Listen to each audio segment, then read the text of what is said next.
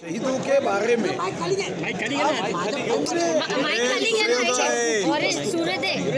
शपथ लेनी चाहिए, जनता की सेवा करना चाहिए, जनता की समस्याओं को सांसदीय आयुधों का उपयोग करके इस विधान भवन में उन्होंने आवाज बुलंद करनी चाहिए। अब वो बहिष्कार डाल रहे, मुझे आश्चर्य होता है, भगवान उनको सद्बुद्धी दे। विदर्भामध्ये विधानसभा निवडणुकीदरम्यान तब्बल 197 शेतकऱ्यांनी आत्महत्या केलेल्या आहे। शेतकरी आत्महत्या थांबणार आहेत का, पहिला प्रश्न। दुसरा प्रश्न, कर्जमाफीची घोषणा तुम्ही घोषणापत्रात केलेली होती, वचननाम्यात केली होती, त्याची पूर्तता कधीपर्यंत?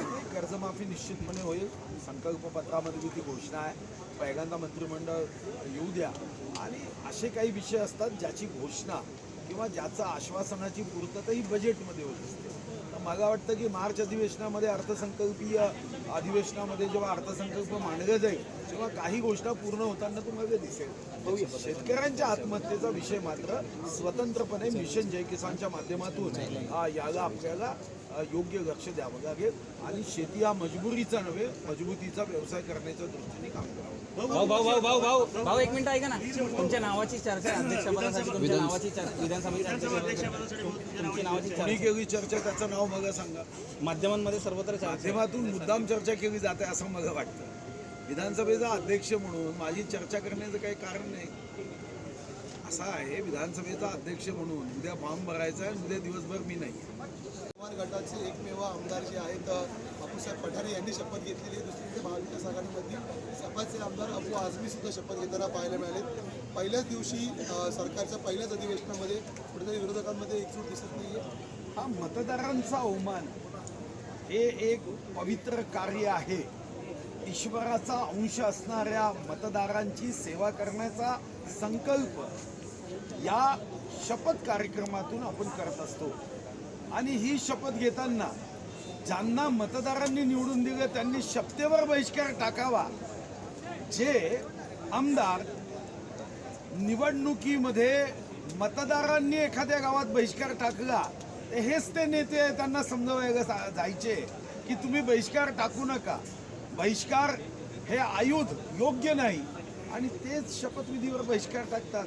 देवा या सर्वांना सद्बुद्धी दे, या लोकशाहीच्या परंपरेचं जतन करण्याची सद्बुद्धी देवानी यांना द्यावी, आणि देवानी यांना सद्बुद्धी दिल्यावर हे सद्बुद्धीने वागले नाही तर जनता यांना मग मात्र 29 मध्ये यांचा हिशोब पूर्ण धान खरेदीसाठी पहिली नोंदणी करावी लागेल, मगच खरेदी केली जाईल, शासनाचा होता। मात्र थंडीमध्ये कुडकुडत शेतकरी कुठेतरी चंद्रपूरसारख्या जिल्ह्यामध्ये सुद्धा 7-7 तास रांगेत उभे राहत आहेत। त्यांच्यासाठी काय नेमकं केलं जाईल, शासनाकडून काही निर्देश दिले जातील? शासनाकडून निर्देश देण्यात आले, यासाठी ID वाढवून देण्यात आले आहेत। यासोबतच काही खरेदी केंद्र जी असतात ज्याची नोंदणी करायची आहे, सेतूच्या माध्यमातून याची नोंदणी करता येत नाही, ही मोठी अडचण आहे, ती सोडवता येईल का यावरही काम चालू आहे।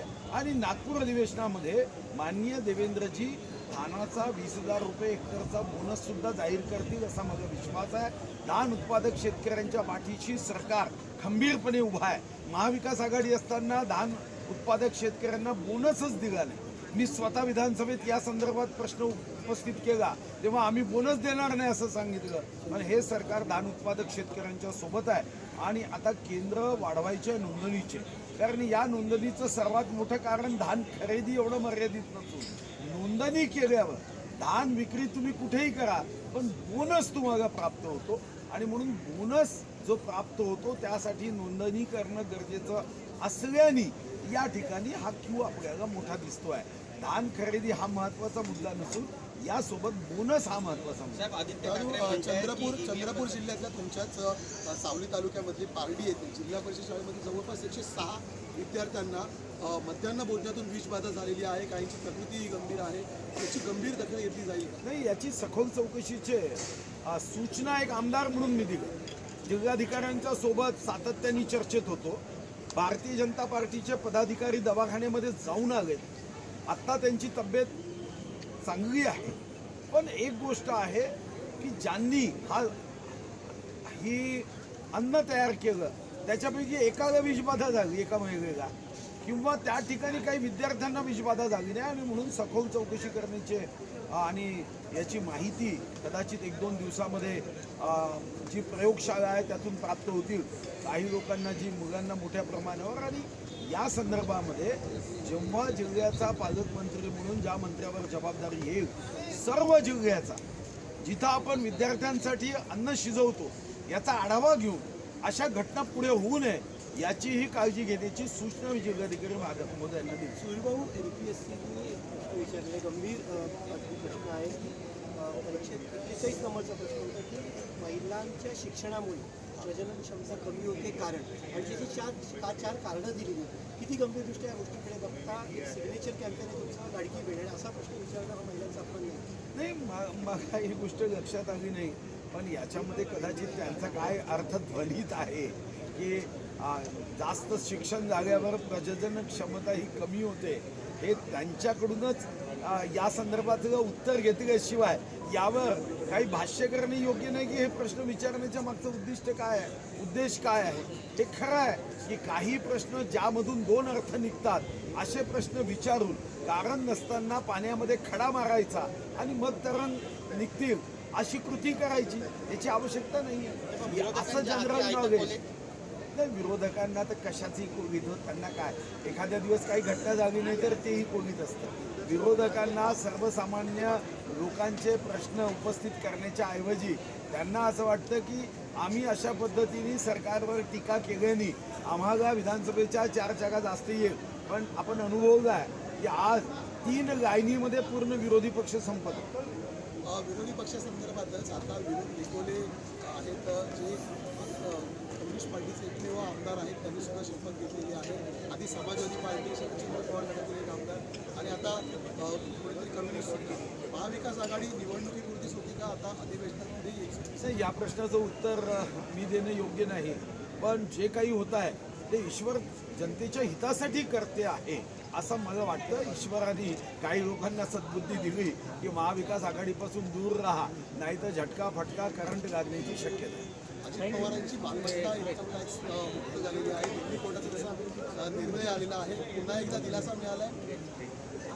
शेवटी जे इन्कम टॅक्स विभाग आहे त्यांच्याकडे असणाऱ्या केसचा निकाल लागला आहे. ठीक आहे शपथ झाली आणि हा निकाल लागला यातून कधी कधी विरोधकांना यावर प्रतिक्रिया टीका करण्यासाठी संधी मिळण्याची शक्यता नाकारता येत नाही पण हे दोन्ही स्वतंत्र आहे.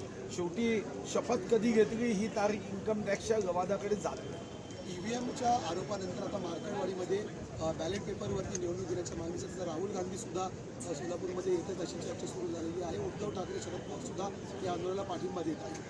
मला असं वाटतं की विरोधी पक्षाच्या लोकांनी एकदा या देशाच्या जनतेची माफी मागितली पाहिजे कारण EVM मशीनचा निर्णय त्यांनी केला. आपल्यालाही माहिती आहे की 1980मध्ये जेव्हा पहिल्यांदा एका पंचायत समितीमध्ये EVM मशीनचा वापर केला आणि मग सुप्रीम कोर्टामध्ये केस गेली तेव्हा सुप्रीम कोर्टाने लक्षात आणून दिलं की तुम्ही 1951चा व 1961चा कायदा न बदलता EVM मशीन वापरू शकत नाही.